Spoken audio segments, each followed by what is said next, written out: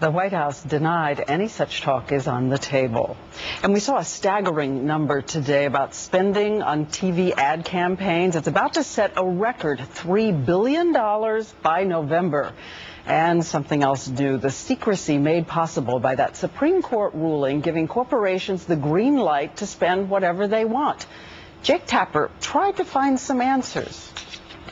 Imagine being Democratic Congressman John Spratt, faced with a barrage of political ads attacking him in South Carolina. Washington liberals like John Spratt are trying to trick you. As Budget Committee Chairman, Spratt approved billions in deficit spending without missing a beat.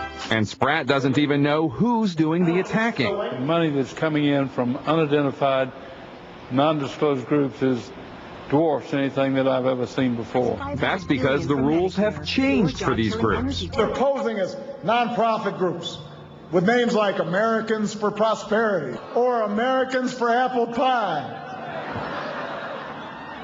I mean, I made that last one up, but... And while Democratic groups have also benefited from these rule changes, in recent months, Republican-leaning outside groups have outspent Democratic-leaning groups by 5 to 1. The rule book has changed. It's almost like comparing baseball pre and post steroid era. So who are these groups?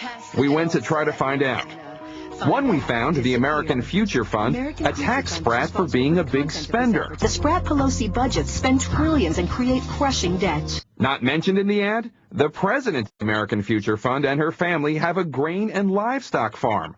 And while her group is attacking big spending, her family has received almost $1 million in federal farm subsidies. Here's another. Citizens for a Working America started airing this ad last week. Ouch! That's how John Spratt's votes in Congress feel. They hurt. We got a consultant to the group on the phone, Republican operative Norm Cummings. But who's funding these ads against him? I'm a consultant. I don't control the funding.